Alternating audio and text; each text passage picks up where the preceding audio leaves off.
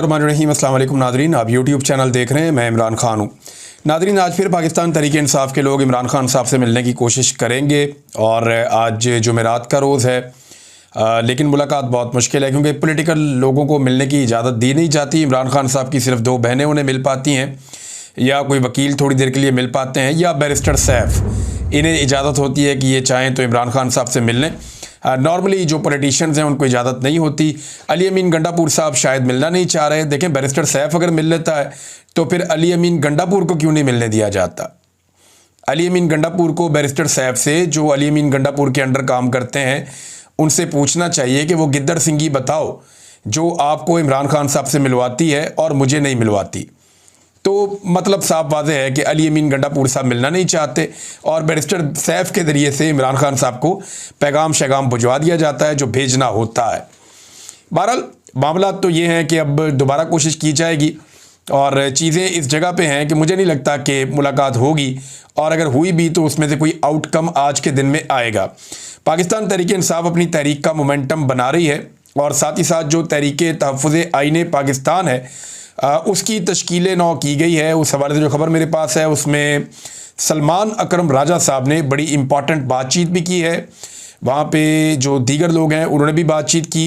अब जो इसकी फॉर्मेशन है वो ये है कि महमूद खान अचक से ही इसके चेयरमैन हैं तहरीक तहफ़्फ़ुज़ आईन पाकिस्तान के, अलामा राजा नासिर अब्बास वाइस चेयरमैन है, मुस्तफ़ा नवाज़ खोखर भी वाइस चेयरमैन है, अख्तर मैंगल साहब भी इसके वाइस चेयरमैन हैं, और जैन शाह वाइस चेयरमैन है इसके, और असद कैसर इसके जनरल सेक्रेटरी हैं, साहबजादा हामिद रज़ा इंफॉर्मेशन सेक्रेटरी हैं, अखूनज़ादा हुसैन जो हैं वो तर्जुमान हैं।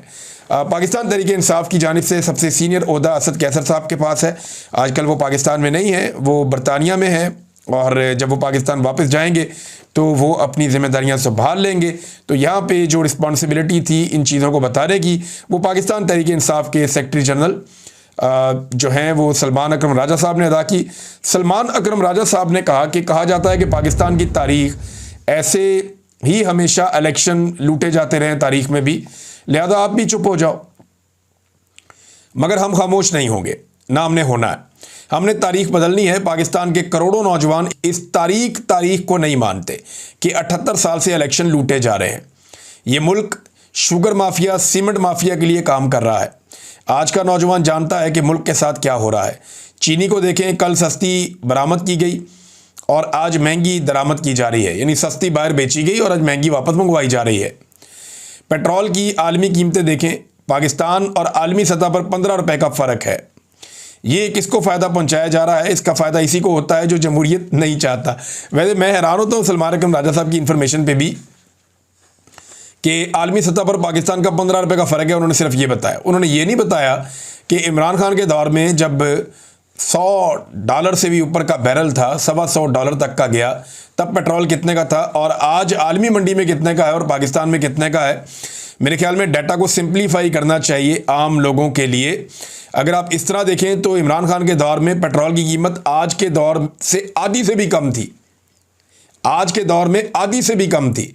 यानी जितने का पेट्रोल आज शहबाज शरीफ खरीद रहे हैं, अगर इतने का पेट्रोल इमरान खान खरीदते तो पेट्रोल 100 रुपए लीटर होता।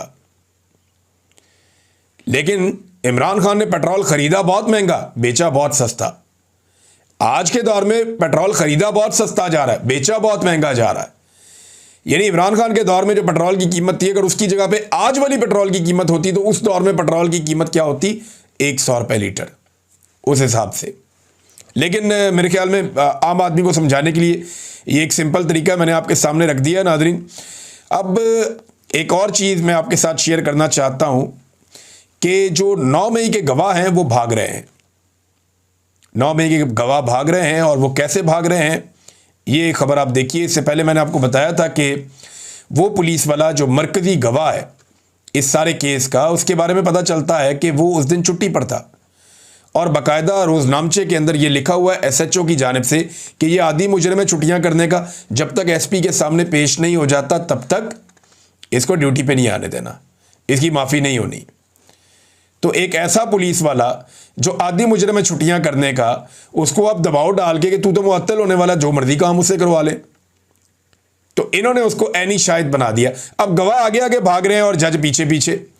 ये मैं एक खबर आपको दिखाता हूँ, ये एक वारंट गिरफ्तारी है और ये काबिल ज़मानत नाकाबिल ज़मानत है। काबिल ज़मानत को छोड़ दिया, नाकाबिल ज़मानत पे गुड लगाया जज साहब ने, और उन्होंने कहा जी नाकाबिल ज़मानत वारंट गिरफ्तारी है, तामील करवाए SHO थाना सरवर रोड।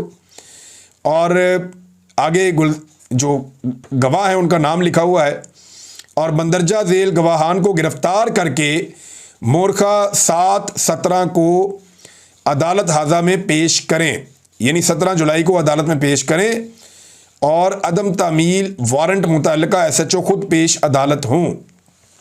यानी अगर वो तामील नहीं करवा सकता, वो पेश नहीं कर सकता गवाह को, तो फिर SHO खुद पेश हो अदालत में आके। गवाह भाग गए 9 मई के, जो बच गए वो 2 नंबर निकले। 9 मई का तो सारा बयानिया दबड़दूस हो गया। सिर्फ अदालतों में जज ही घसीटते फिरते हैं 9 मई को कि कुछ ना कुछ करके, जितना उन पे दबाव है बेचारों पे, जजों पे एस्टेब्लिशमेंट की जानिब से, वो बेचारे 9 मई को एक केसेस को पीट रहे हैं, लकीर पीटते जा रहे हैं, कभी घसीट के इधर ले जाते हैं, घसीट के उधर ले जाते हैं। जज भी बेचारे हाथ जोड़ के बैठे हुए कि इन केसों के पल्ले कख नहीं, हमें बंदे छोड़ने पड़ेंगे, फॉर गॉड सेक अदलिया की थोड़ी सी इज्जत रहने दें। लेकिन आपको पता है पूरा निज़ाम कैसे चल रहा है, जैसे चल रहा है ऊपर से लेके नीचे तक आवे का आवा ही बिगड़ा हुआ है। और जजों के हालात क्या हैं ज़रा ये आप देखिए, ये बड़ी इंटरेस्टिंग एक खबर है। ये देखें जजों के हालात क्या हैं। कोट लखपत जेल के अंदर ट्रायल हो रहा है, और ये शाकिर अवान साहब ने रिपोर्ट की, बड़े मजे की बात है। कोट लखपत जेल के अंदर ट्रायल हो रहा है, ट्रायल के दौरान बिजली चली जाती है, बिजली जाती है तो हबस हो जाता है। तो जज साहब बहुत गुस्से में आ जाते हैं, और जज ने कहा कि जनरेटर लगाएं फौरी तौर पे, इतनी गर्मी है इस हबस के अंदर, कैसे हम ट्रायल करेंगे। जज ने इंतजामिया के ऊपर चढ़ाई कर दी, जनरेटर लगाओ, अदालत में बहुत गर्मी है। और ठीक 3 दिन पहले इसी अदालत के अंदर जो ट्रायल हो रहा था, तो यास्मीन राशिद ने और दीगर जो रहनुमा है पाकिस्तान तहरीक इंसाफ के, उन्होंने इसी जज को तहरीरी दरख्वास्त दी थी कि कई घंटे लोड शेडिंग हो रही है हमारे सेल्स के अंदर। हालांकि जेलों के अंदर डबल बिजली के कनेक्शन होते हैं, जेलों में लोड शेडिंग नहीं होती, ये मैं जानता हूं अच्छी तरह। ये नवाज शरीफ भी अंदर रहे, जरदारी भी अंदर रहे, बाकी लोग भी रहे, उन्होंने कभी लोड शेडिंग की शिकायत नहीं की। ये PTI वालों के ऊपर खास कर्म किया जाता है कि लोड शेडिंग भी कर देते हैं। उन्होंने कहा जेल ट्रायल के दौरान डॉक्टर यास्मीन राशिद समेत दीगर रहनुमाओं ने जज को तहरीरी दरख्वास्त दी थी कि कई घंटे लोड शेडिंग की जाती है, सांस लेने का मसला बन जाता है, हम बुजुर्ग लोग हैं, गर्मी के बायस बहुत परेशानी होती है। तो जज ने आज तक उस दरख्वास्त पर कोई अमल दरामद नहीं करवाया, और अपनी अदालत के अंदर थोड़ी सी लाइट चली गई तो उन्होंने कहा लगाओ जनरेटर, इतनी गर्मी में कैसे हम काम करेंगे। तो अदालत के अंदर तो ज़्यादा दिन ये चल रहा है। अब ऐसी अदालतें कैसे इंसाफ देंगी जो सिर्फ अपने लिए सोचती हैं और आम आदमी के लिए नहीं सोचती। नाज़रीन, सज्जाद बरकी साहब के हवाले से, ये इमरान खान साहब के अजीज़ हैं और अमेरिका के अंदर मौजूद हैं, पाकिस्तान तहरीक इंसाफ के हवाले से काम भी करते हैं। और मोहम्मद ज़ुबैर साहब ने एक बड़ी खबर दी है, ये आजकल कनाडा में मौजूद हैं, इन पर भी पाकिस्तान में ज़मीन तंग की गई। तो ज़ुबैर अली खान साहब जो हैं ये इस वक्त कनाडा में हैं। तो इन्होंने पहले ये खबर दी थी, खबर के बारे में तो मुझे आइडिया था, मैंने आपको पहले भी बता दिया था कि पाकिस्तान तहरीक इंसाफ ने खुद कोशिश की कि किसी तरह से जो जुल्फी बुखारी साहब ने बात की है कांग्रेस में, अमेरिकी कांग्रेस में ह्यूमन राइट्स के हवाले से इमरान खान साहब को लेकर, वो बात जुल्फी बुखारी साहब ना कर सकें, और तहरीक इंसाफ ने उसकी एक तहरीरी कोशिश भी की है। जो पैगाम चला वो इमरान खान साहब के घर से चला, इमरान खान साहब की बहनों की तरफ से, और अमल दरामद किया सज्जाद बरकी साहब ने मुबैना तौर पे। लेकिन इसमें जो अब उन्होंने एक लेटर लिखा कांग्रेस को, इसमें ज़ुबैर अली खान साहब ने उसका तर्जुमा छाप दिया। अब तर्जुमा क्या कह रहा है, जो ईमेल की सज्जाद बरकी ने, वो ईमेल क्या कहती है, नुमाइंदा क्रिस स्मिथ, नुमाइंदा जेम्स पी मैक गॉवरन और मार्क मेलुसिच, बल्कि इन सबके नाम लेके आगे वो लिखते हैं, मोहतरम हजरात, मैं आपको पाकिस्तान में जारी सियासी जबर के मौजू पर 15 जून को होने वाली टॉम लेंटोस ह्यूमन राइट्स कमीशन की समाअत के हवाले से ख़त लिख रहा हूँ। अमेरिका में कायम पाकिस्तान तहरीक इंसाफ के ऑफिस ऑफ इंटरनेशनल चैप्टर्स का सेक्रेटरी जनरल होने के नाते मुझे हमारे कैद चेयरमैन इमरान खान के अहले खाना की जानिब से रब्ता किया गया है, जिन्होंने उनकी इस समाअत में नुमाइंदगी के हवाले से शदीद तहफ़्फ़ुज़ात का इज़हार किया है। ख़ानदान ने मुझसे गुजारिश की है कि मैं आपको वाज़ेह तौर पर आगाह करूं कि सिर्फ उनके बेटे सलमान खान और कासिम खान को चेयरमैन इमरान खान की नुमाइंदगी का इख्तियार हासिल है। ख़ानदान इमरान खान की जानिब से बात करने का किसी और को मजाज नहीं समझता। सलमान खान और कासिम खान जो बरतानवी शहरी हैं और बरतानिया में मुकीम हैं, अगले हफ्ते अमेरिका का दौरा करेंगे ताकि पाकिस्तान में जारी सियासी जबर और अपने वालिद साबिक वज़ीर-ए-आज़म पाकिस्तान इमरान खान की गैर मुनसिफाना और मुसलसल कैद के बारे में बात कर सकें। वो टॉम लैंटोस कमीशन के मेंबरान से मुलाकात के लिए बखुशी तैयार हैं ताकि चेयरमैन इमरान खान की मौजूदा सूरत हाल और पाकिस्तान के मौजूदा सियासी फ़ौजी निज़ाम के मज़ालिम पर रोशनी डाल सकें। मैं इस मामले में आपकी तवज्जो और गौर का मुंतज़िर हूँ।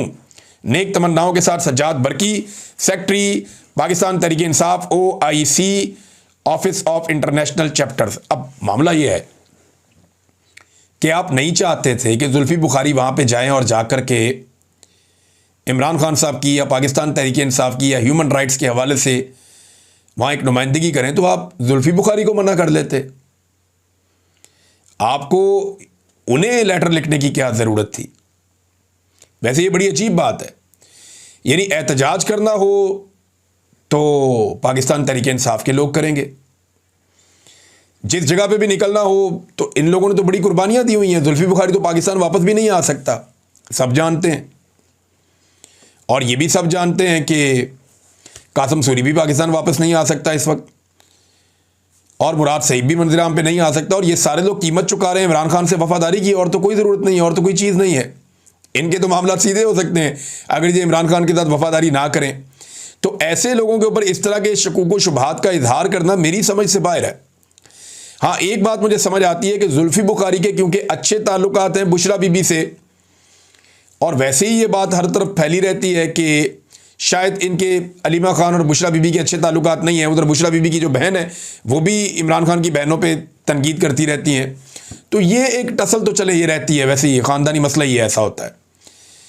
लेकिन क्या इस बुनियाद के ऊपर एक इमरान खान के ऐसे साथी को जिसने कीमत चुकाई है, तकलीफ़ उठाई है, उसे आप टारगेट कर सकते हैं कि इसको ना सुने, इमरान खान के बेटे आएंगे उनको सुन लें?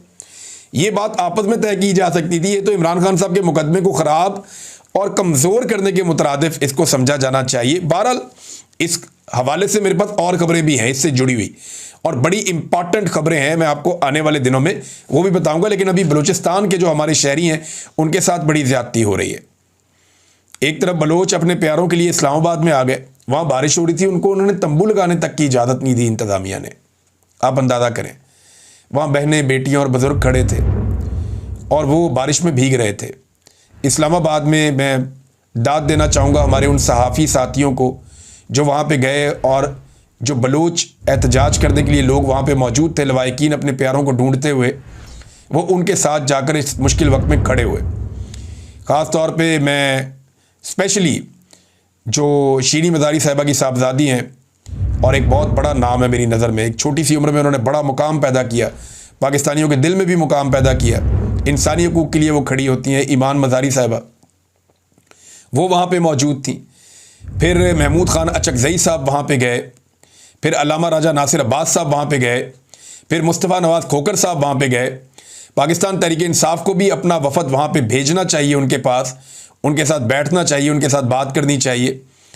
असद तूर साहब को मैंने वहाँ पे देखा, दीगर सहाफ़ियों को बहुत सारे मैंने और भी वहाँ पे देखे, सबके मैं यहाँ पे किस किस के मैं नाम लूँ, इन सब लोगों का बहुत शुक्रिया। लेकिन इंतज़ामिया की आप देखें हठधर्मी कि वो उन्हें बारिश में भिगो रही है, वो बारिश में बेचारे भीगते जा रहे हैं और खुले आसमान के नीचे खड़े हैं। वो सिर्फ वहाँ पे क्या चाहते हैं, वो ये चाहते हैं कि यहाँ पे तंबू लगाने दें, और इंतज़ामिया कह रही है जी परमिशन लेकर आओ, नहीं तो प्रेस क्लब के अंदर घुस जाओ, नहीं तो ये कर देंगे। उनको धमकाया जा रहा है। 2023 में जब वो सर्दियों में आए थे तब उन्हें कितना मारा गया था, कितना टॉर्चर किया गया था, उनके ऊपर वाटर कैनन का इस्तेमाल किया गया था, बहनों और बेटियों के ऊपर रात के आखिरी पैर में। तो ये बड़ी तकलीफ़ दह चीज़ें हैं जो हम देख रहे हैं। लेकिन लोग अपने प्यारों के लिए इस्लामाबाद में आ गए हैं और वो प्रेस क्लब के बाहर बैठकर एहतजाज कर रहे हैं। बलूचिस्तान इस वक्त जल रहा है, जगह जगह पे फायरिंग के वाक़यात होते हैं।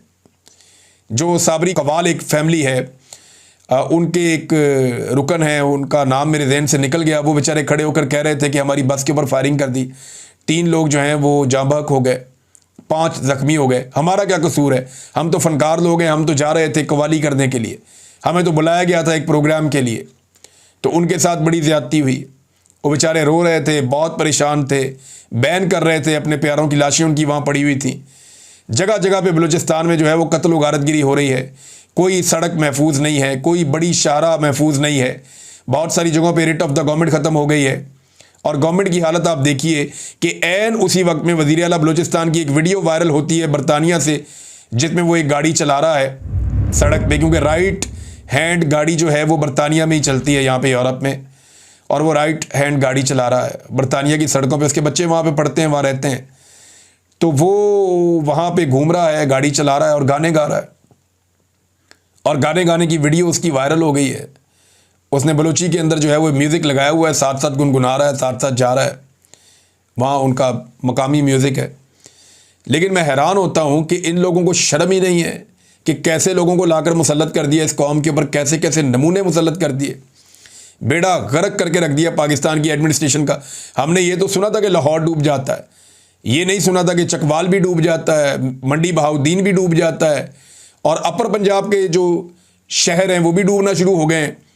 उधर चकवाल के अंदर गाड़ियों के डूबने के, पूरी पूरी गाड़ियां डूबने के मनाजिर आ रहे हैं, लोग डूबी हुई गाड़ियां पानी में से निकालने की कोशिश कर रहे हैं। ये भी हमने आज के दिन में देखा है। इंतहाई अफसोसनाक सूरत हाल है नादरीन पाकिस्तान में।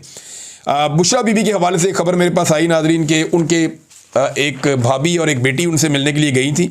जब इमरान खान की उनकी बहनों से मुलाकात करवाई गई थी तो उन्होंने कहा जी एक की मुलाकात हम करवाएंगे और एक की नहीं करवाएंगे। फिर बुशरा बीबी से किसी की भी मुलाकात नहीं करवाई गई। जो सामान ये लोग साथ लेकर आए थे खाने पीने का और दीगर चीज़ें, कपड़े वगैरह, वो भी बुशरा बीबी को नहीं भेजा गया। अगले दिन इन्होंने सामान भिजवाया, बुध वाले दिन, फिर भी वो सामान नहीं भेजा गया और लगातार बुशरा बीबी को जो है वो परेशान किया जा रहा है और उनकी मुलाकात भी नहीं करवाई जा रही। जबकि इमरान खान साहब ने कहा कि फील्ड मार्शल आसिम मुनीर साहब को ज़ाती तौर पे गुस्सा है बुशरा बीबी को लेकर।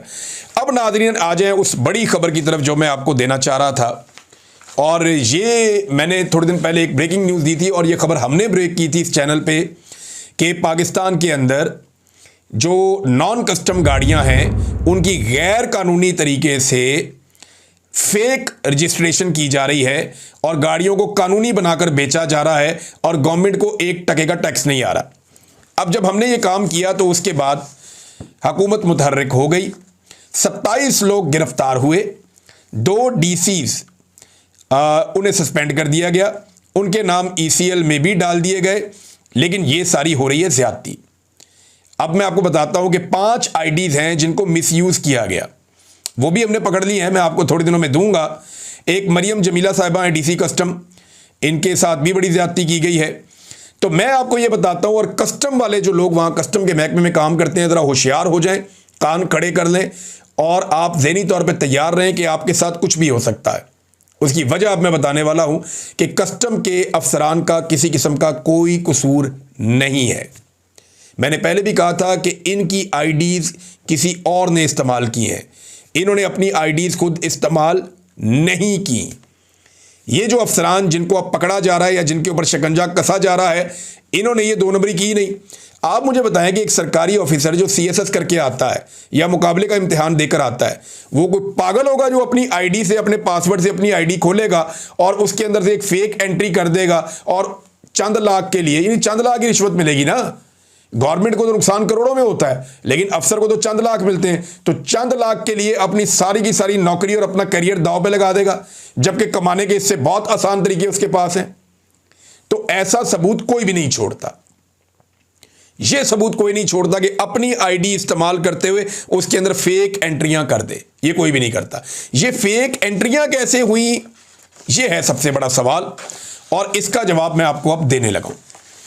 ये जितनी भी आईडीज बनी हुई है ना, इनके पासवर्ड उन्हीं के पास होते हैं जिनकी अपनी आईडी होती है, लेकिन इस पासवर्ड के अंदर इनके अलावा कोई और भी जा सकता है, और वो जा सकता है डेटाबेस के अंदर जो सिस्टम में लोग बैठे हुए हैं वो जा सकते हैं, या जो डेटाबेस एडमिनिस्ट्रेटर है वो ये कर सकता है।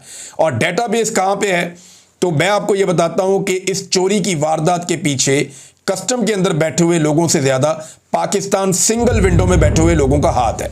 पाकिस्तान सिंगल विंडो PSW, अगर आप इसको गूगल करेंगे तो आपके सामने बाकायदा खुल जाएगा कि पाकिस्तान सिंगल विंडो क्या है, और ये खुद बताता है कि पाकिस्तान सिंगल विंडो एक मजबूत डिजिटल प्लेटफॉर्म है जो तिजारत में शामिल फ्रीकैन को मियारी मालूमात और दस्तावेजात को सिंगल एंट्री पॉइंट के साथ दाखिल करने की इजाज़त देता है, ताकि तमाम दरामदात जो चीज़ें पाकिस्तान में मंगाई जाएं या बरामदात या पाकिस्तान से बाहर भेजी जाएं और ट्रांजिट से मुतालिक या जो चीज़ें पाकिस्तान के गुजर के दूसरे मुल्कों में जाती हैं, कोई जो रेगुलेटरी ज़रूरियात है उनको पूरा किया जा सके। यानी ये पाकिस्तान सिंगल विंडो वो है जो तजारत के मामलात को रेगुलेट करता है और इसके पास सारा डेटाबेस मौजूद है और इसके पास एक्सेस है कस्टम के डेटाबेस तक भी और इन तमाम आईडीज तक भी। अब इन आईडीज को इस्तेमाल किसने किया, इसका पता कैसे चलेगा? तो मैं आपको बताता हूं दो चीजें। एक चीज होती है जंप सर्वर और दूसरी चीज होती है एक्स फॉरवर्डर। ये दो चीजें आपको इंफॉर्मेशन दे देती हैं। ये मैंने आपको जो दो चीजें बताई है ना, ये कंप्यूटर की लैंग्वेज है। जब आप इन दो चीजों को देखते हैं तो आपको पता चल जाता है कि इस बंदे की आईडी किस बंदे ने इस्तेमाल की है। तो अब मैं आपको यह बताता हूं कि आज से चंद महीने पहले ये जो सिस्टम है इसके ऊपर से जंप सर्वर हटवा दिए गए थे और डेटाबेस एडमिनिस्ट्रेटर जब कोई भी काम करता है तो वो उसकी एक्टिविटी को नोट करता है। ये जंप सर्वर, इसको हटवा दिया गया था और लॉग को भी रिकॉर्ड करता है। लिहाजा जंप सर्वर हटवा दिए गए थे आज से चंद माह पहले, ताकि पता ही ना चले कि कौन सा बाहर का बंदा इस सिस्टम में दाखिल हुआ है, नंबर एक। नंबर दो, एक्स फॉरवर्डर भी हटा दिए गए थे, एप्लीकेशन से रिमूव करवा दिया गया था एक्स फॉरवर्डर्स को, ताकि पब्लिक आईपी जो है सिस्टम के अंदर ना आए, पता ही ना चले कि किस जगह से किसने काम डाला है। अब सिर्फ ये चेक कर लें ये दो चीजें किसने हटवाई थी, ये जंप सर्वर किसने हटवाए थे और एक्स फॉरवर्डर एप्लीकेशन से रिमूव किसने करवाए थे, ये पता करवा लें। मैं आपको कुछ नाम देता हूं, इन नामों को आप चेक करेंगे तो आपको सारा कुछ ही मिल जाएगा। इसके अंदर एक नाम है इमरान मोहम्मद का। ये कस्टम का सबसे लंबे अरसे तक, लंबे टन्योर तक रहने वाला डीजी है। इनके दौर में 4 बड़े स्कैंडल आ चुके हैं, इनको चेक करवा लें आप। ये डीजी कस्टम रिफॉर्म्स हैं, 21वां ग्रेड है इनका। इनको पूछें बिठाकर, ये आपको सारी कहानी सुनाएंगे कि 2 नंबरी हुई क्या है और किसने की है और ये कहां पे रिस्पॉन्सिबल है। अच्छा, दूसरा बंदा है जी आफ्ताब हैदर। ये 18 लाख रुपया तनख्वाह लेते हैं, ये पाकिस्तान सिंगल विंडो के सीईओ हैं। और तीसरा बंदा है जनाब नवीद मेमन। इनकी जो तनख्वाह है, जो अलाउंस इनको मिलता है वो 7.5 लाख है। 19वें ग्रेड की तनख्वाह भी ये लेते हैं और टीएडीएस इन लोगों को अलग से मिलते हैं। अब ये जो बंदे हैं, इन 2 लोगों ने, आफ्ताब हैदर ने और नवीद मेमन ने मिलकर 12 लोगों की एक टीम भर्ती की है और ये सारी टीम ये आईटी से रिलेटेड टीम है और इन लोगों के पास ये इख्तियार होता है कि ये घुस सकते हैं डिफरेंट आईडीज के अंदर और यहीं से ये कार्रवाई मेरी इतला के मुताबिक हुई है।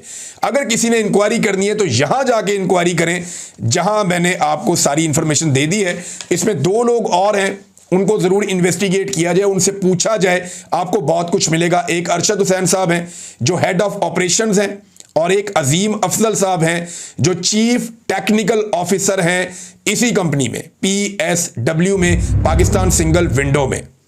तो ये जो लोग हैं, यहां पे कार्रवाई हुई है। मजीद क्या कार्रवाई हुई है वो मैं आपको आने वाले दिनों में बताने लगा हूं और वो कार्रवाई इस कार्रवाई से भी ज्यादा बड़ी है। ये नहीं बचते, अब इनके बारे में इतने सबूत हैं मेरे पास, इतनी सारी चीजें हैं। मैं इन लोगों के बारे में कोई फैसला नहीं सुना रहा, इस पे मैं सिर्फ ये कह रहा हूं हुकूमत इस पे इन्वेस्टिगेट करे। अगर इसमें कुछ ना मिले ना तो फिर मैं जिम्मेदार हूंगा। इसको इन्वेस्टिगेट करें। जैसे मैंने पहले बताया था कि ये गाड़ियां पकड़ी जाएंगी, पकड़ी गई ना। मैंने कहा था सिस्टम का गैर कानूनी इस्तेमाल हुआ है ना, साबित हो रहा है ना। अब मैं आपको बता रहा हूं, आप इन लोगों की इन्वेस्टिगेशन करें। आपको चोर कस्टम में नहीं मिलेगा, पाकिस्तान सिंगल विंडो के अंदर आपको चोर मिलेगा इस सारे मामले का, जो मुझे समझ आ रही है अब तक। और अभी कुछ और चीजें भी मैं आपको बताता हूं। अभी इसमें 5 इंटरपास लोग हैं, इंटरपास, जिन्हें 2-2 लाख के ऊपर भर्ती किया हुआ है पाकिस्तान सिंगल विंडो में ऑपरेशंस के अंदर। और भी बहुत सारी चीजें हैं। कराची के अंदर जो सर्वर पड़ा हुआ है ना कस्टम्स का, उसे एक जगह से दूसरी जगह मुंतकिल करने का प्लान भी बना लिया गया है। पाकिस्तान में एक सुई से लेके एक जहाज तक भी आता है ना, उसका रिकॉर्ड उसके अंदर है। आप सोच नहीं सकते कि कितनी बड़ी कार्रवाई होने जा रही है। बस सिर्फ इसको भी यहां तक देखें, आहिस्ता आहिस्ता मैं बताऊंगा पाकिस्तान के सिस्टम को, पाकिस्तान के निज़ाम को। अगर आप वाकई चोरी पकड़ना चाहते हैं तो ये चोरी पकड़े, आपको बड़ा मजा आएगा। मैं एक एक करके चीजें आपके सामने रखूंगा। अब तक के लिए इतना ही। अपना ख्याल रखिएगा, अपने इस चैनल का भी। अल्लाह हाफिज़।